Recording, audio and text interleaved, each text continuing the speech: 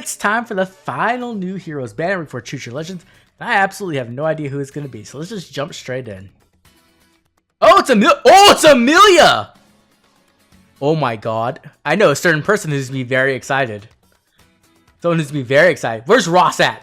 Okay, so we have Lance Grotto. This is going to be slaying, and at the start of turn, Amelia is going to give a visible defense and res +6, special acceleration, and like the neutralize foes bonuses visible buff to herself and all allies within 2 spaces. And then if she's within 2 spaces of an ally, she'll get an additional bonus to all of her stats equal to number of 5 plus any allies within 3 spaces, a max of 14 all stats. So pretty normal stuff there. She also neutralizes her own penalties, and she gets 40% brave damage reduction as well. And then lastly, she gets 7 HP after combat. So overall, pretty decent weapon here. We have Armored Beacon, and then we have a new Preference A skill. That's right, Amelia's getting a Preference skill, which is kind of insane to me. We have Obsidian Tactics. And what this does essentially is the foe initiates combat, or if they meet this HP condition, you get +9 to all stats. And then you get some bonus effects as well, based off the total number of bonuses active on Amelia. So if it's 1 or greater, you're going to inflict attack and defense -X on them, times 2, -12 attack and defense. So that's pretty strong there. If it's greater than or equal to 3, you get distant counter. And then if it's greater than or equal to 5, you get ignore half of their damage reduction. So pretty interesting skill. We also have a new tier 4 Savvy Fighter skill called Clever Fighter. This inflicts attack and speed -4 on the foe. It also neutralizes effects that guarantees the foe's follow-up attacks, so like full NFU essentially. And then it's going to increase the speed necessary to double. So this is like the Diamant effect, the frozen effect we saw in Summer Red, but it's only 10, it's not 20. So essentially you'll need like 15 speed to double Amelia, which is quite a bit. And then also if she wins a speed check against the foe, she also gets damage reduction that is brave, but it's flat damage reduction of 10. So this is a pretty interesting B skill as well.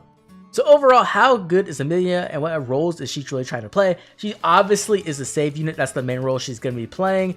She definitely wants to be a far save unit, as she does have distant counter built into her weapon. Her weapon is interesting as it does offer some nice support options, as well as giving her some power as well.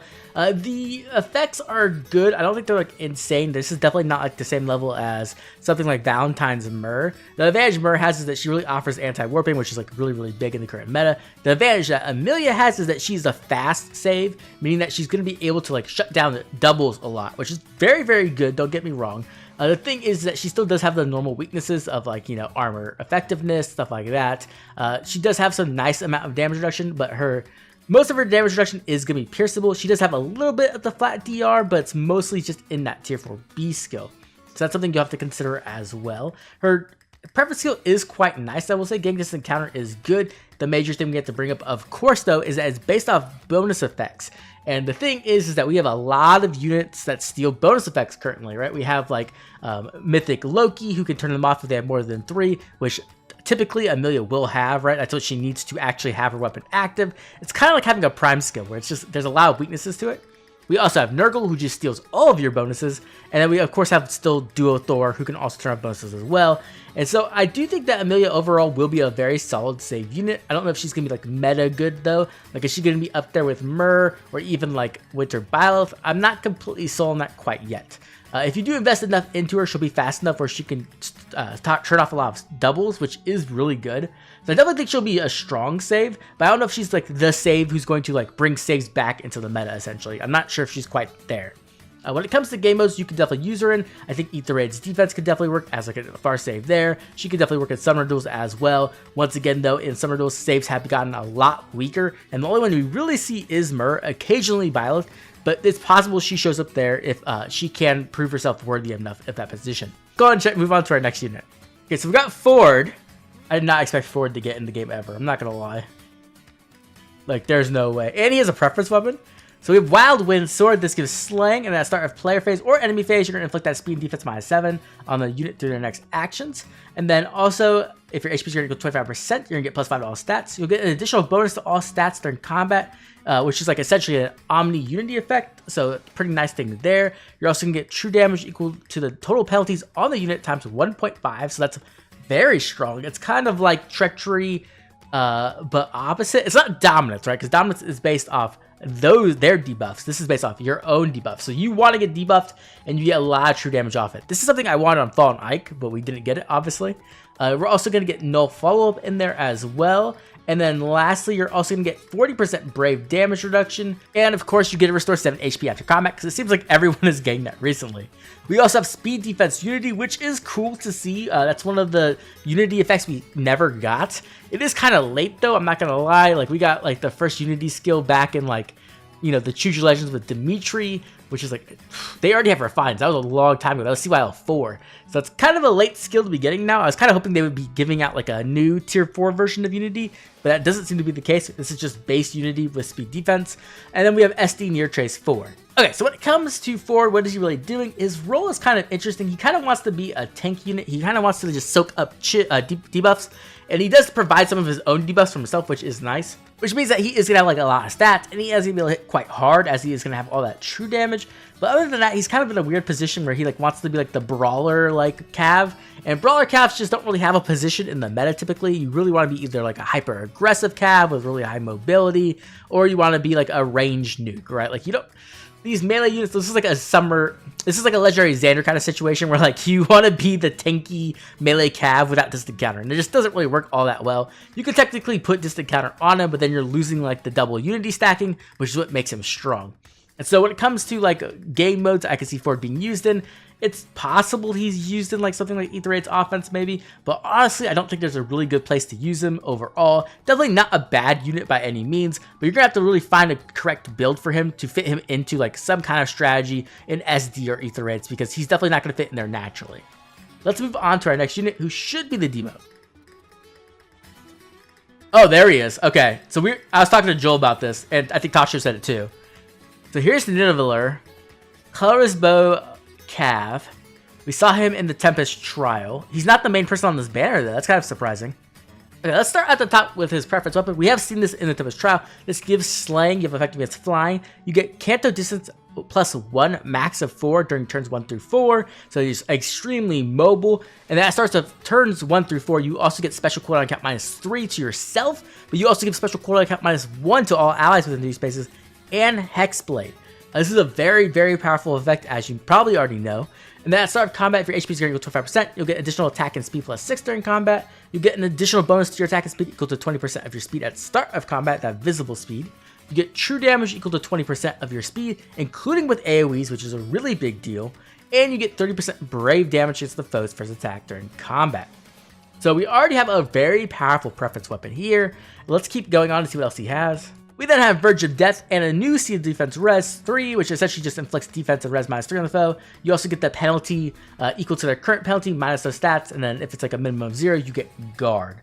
And then after combat, you inflict the defense and res -6 on the foe through your next action. So we've seen this like with Seal Attack or like Seal Speed. These skills are okay, they're not amazing, and even if this does cover 2 stats, I don't think it makes it all that much better. You're absolutely going to replace the skill in like every single build you're going to use this unit in.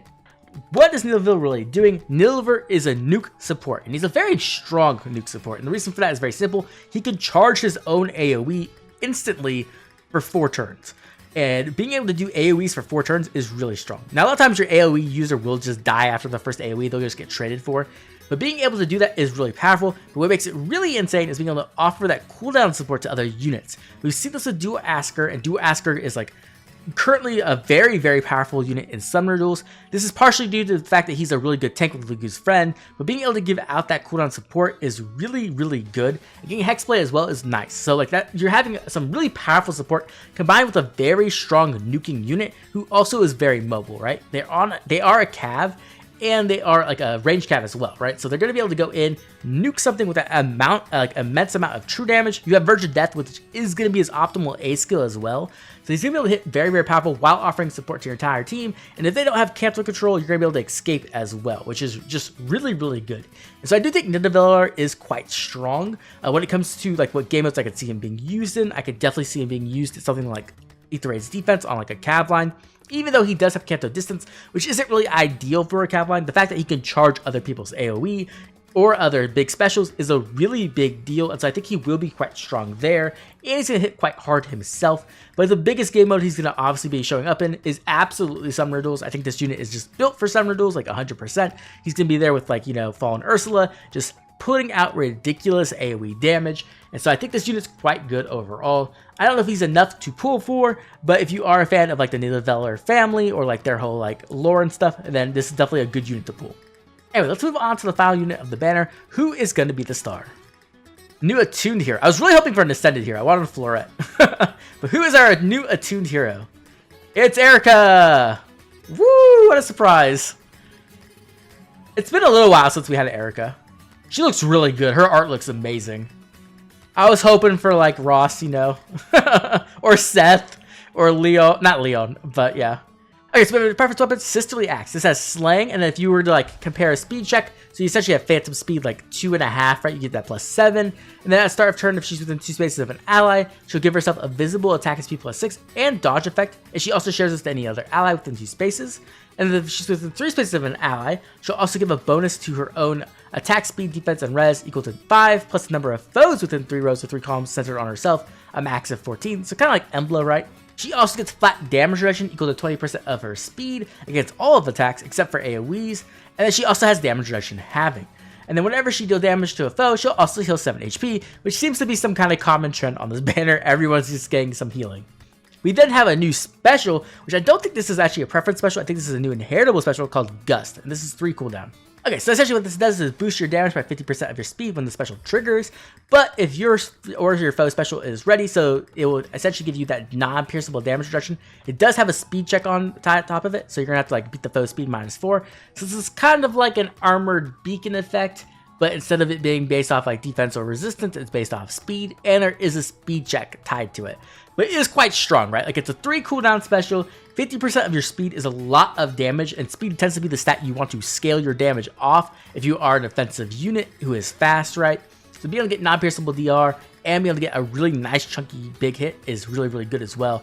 It is 3 cooldown, which is something you're gonna have to consider, because even with Slang, that means it's 2 cooldown, which means you either need like a special jump effect, or you're going to need some kind of like special acceleration, right, to like proc that reliably. So that's something you will have to consider for sure. One thing is, if you do have Slang, you can't use this with Lagoo's Friend, but if you don't have Slang, you can, which is something very, very cool, because this is an offensive special. We also have D-Bonus Doubler, her preference special Moonlit Bangle Q, and we have Times Pulse 4, but most importantly, we have the Echo skill Null Seed Disrupt as well. So this is like actually just an insane attuned unit. But let's go ahead and talk about her preference skill first, Moonlit Bangle. So we have Moonlit Bangle, and this is kind of completely different than what it used to be. Before, it used to be an effect where you could essentially like get more damage on your specials based off how the max special cooldown was and your speed. Now it's just completely different. So essentially the way this works is it's going to do a speed check, and if you win that speed check, you get Vantage. You're also going to inflict attack speed defense at -5 on the foe during combat. You're going to get 25% true damage based off the foe's defense, but not with AoEs. You're also going to get a special jump effect like I was mentioning earlier, where you're going to get special cooldown count -1 before your first attack, and then you'll also get special cooldown count -1 before your first follow-up attack. And then lastly, you get anti-guard as well. This is pretty powerful as a preference skill. The one thing you do have to remember though is this is taking the place of other B skills, such as like Lagoo's Friend, or like your NCD4s, or your like, you know, tier 4 speed-based damage reduction skills. Now obviously she has NCD in her Echo skill, so it's not that big of a deal, but you are not using Lagoo's Friend 4, so that's definitely something to consider, because you aren't getting the flat damage reduction that offers, but instead you are getting a Vantage check. Now, Vantage is really powerful. I think I'm like one of the few people who still use Vantage occasionally. Everybody else has kind of fallen off of Vantage. Vantage is really good, and the reason why is people just don't prepare for it, right? If they don't prepare for Vantage, a lot of times you can just win instantly, which is really nice. The thing is with Vantage, though, is that it can age kind of poorly, just because there is Hardy Bearing, which always exists, so that's something you have to consider. And then when it comes to speed check Vantages in particular, we saw this literally last year with Fallen Byleth, and Fallen Byleth was really strong for a minute, but then she really fell off once the speed started to get insane, so that will be something we'll have to consider for Eirika. The one big difference I will say though is that she can really easily proc her specials, and her special's gonna hit really hard. So a lot of times she probably will just kill the foe immediately, as she's gonna get a giant boost of speed damage, as well as getting true damage based off the foe's defense, which means she can hit really, really hard. And if she doesn't kill somehow, she'll probably live with her non-pierceable DR and get to proc another special. Now, the other thing is that the cooldown is 3 essentially, right? So you have to have times plus 4 to have it proc reliably, which is kind of not the best. I would prefer not to have times plus 4 in your C slot. I would rather run something that gives you like more stats, but that isn't the worst option. It's just something you have to be aware of. The big thing is, of course, is that you get Null Seed Disrupt as an Echo skill, and that is just absolutely insane. This is like ridiculously powerful. I'm pretty sure you've heard this from every FEH tuber ever, that NCD is like one of the biggest effects you need on your tank. It's one of the reasons why I really downplay a lot of other Omni tanks that aren't named Ike, is because they don't have NCD for. And so the reason that's such a big deal is that it gives you this big weakness to not only healers with the flash effect, but other units who have sweep effects as well. And if you can't counterattack, a lot of times nukes will just kill you, right? A lot of times you're relying on yourself to counterattack and kill them, or to just like, if you're Ike, you just have a billion non-pierceable DR, but most units aren't like that. And so being able to get NCD in your Echo skill is a very big deal. Now the thing is, you have to really consider is that most units will not be able to get this if they have a preference skill. The few exceptions really are going to be other attuned and rearmed units, so that's something you can think about, right? Stuff like Attuned Sheeta can obviously run this skill, which makes her quite a bit better in my opinion. Now obviously Leon isn't as dominant as he once was, but one of the reasons why he was just completely dumpstering Sheeta was because he has a sweep effect in his weapon, and this acts as a counter to that. So that's definitely something to consider. And I think it also just makes like the people who want to build up their favorite units, like for me, Nephany, as an Omni tank, this is like a really powerful Echo skill because it opens up your B slot for something else. And in most situations, that will probably be Goose Friend 4 with either like, a Godlike Reflexes build or something else. But just having the ability to get NCD still on your build is so very good. And obviously Guard Echo is still pretty good. It gives you that DR and that guard effect. But this is so much better in my opinion. Like being able to get NCD is a key effect a tank needs. And so being able to get that is just absolutely massive for any tank who is not running a preference skill. So just game changer in my opinion. Very valuable if you want to build more Omni tanks or you want to make your Omni tank better. Okay, so when it comes to roles, what is Eirika doing? Obviously, she's a tank. She's an Omni tank, that's her main role. She does have some support effects with the visible attack and speed buff and dodge, but her main role is 100% obviously going to be Omni tanking. That's what she's going to be like built for. Now, when it comes to game modes she could be seen in, I could definitely see her being used in Aether's offense. She'll definitely fit into that role quite well. She has all the key effects you really need to be a good Omni tank.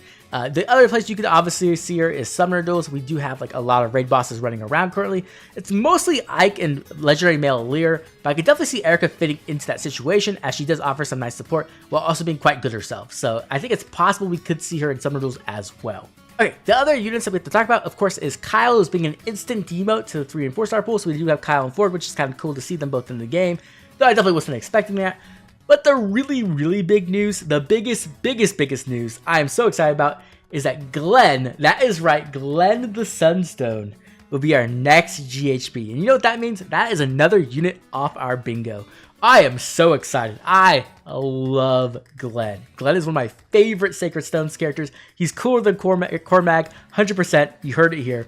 I am so excited. So even though this banner for me, I think this banner is cool, but Glenn is cooler. I'm so very excited. Let's move on to the final part of the video though. Should you pull? Okay, so when it comes to should you pull, this banner overall I think isn't like the craziest banner that we've had in quite a while. We do have a new powerful save unit who does offer some cool support. We do have a new powerful tank with some nice support there. And so if you're trying to look for a new save unit for some reason and you don't like Myrrh, I don't know why, but if you don't like Myrrh, then Amelia is a decent option there. And if you're looking for tank fodder, I think Eirika is like a really big upgrade for a lot of people. So if you're like looking for like that new Omni tank fodder bank, I do think that Eirika is an excellent one. Obviously, Sheeta is also an excellent one. So if you already have Sheeta, maybe you don't need Eirika. But if you did invest in the Sheeta, I think Eirika is a absolutely fantastic option as you're going to be getting a ton of good echo skills as well. So I think that's 2 good reasons. The other reason, of course, is some good fodder. This banner has decent fodder on it, nothing like crazy insane. Though I do think the new tier 4 Savvy fodder is pretty solid, especially on like a particular save named Lucina. It might be amazing. So not trying to get DTM to pool, maybe I am, but I think that will be really interesting as well. Now, when it comes to cons, there are some big ones. We do have a new Mythic banner coming up at the end of this month. We have a Legendary banner coming up. But the biggest thing, the biggest thing coming up, of course, is Choose Your Legends. We are just 2 banners away from Choose Your Legends, and so saving orbs now is critical unless you want to open up that wallet, because you're going to need a lot of orbs for that banner. And so I think if you aren't like a massive Sacred Stones fan, or if you don't need the fodder off this banner in particular, I do think this banner is a skip. I think this banner is pretty skippable overall. We have a lot of powerful Omni takes, and we have a good save in Myrrh. You're not really going to be missing out on all that much unless you want to upgrade your favorite skills. Then I think this banner would be worth pulling on. But for the most part, I think this is a skip. But now I'd love to hear from you. What do you think of this banner? Are these your favorite characters? Are you as excited as I am that Glenn is finally in the game? I am so excited. Who cares about anybody else? Anyways, as always, I'd like to thank all my members for their constant support. This has been Oblivion. I'll catch you all later with more Fire Emblem Heroes.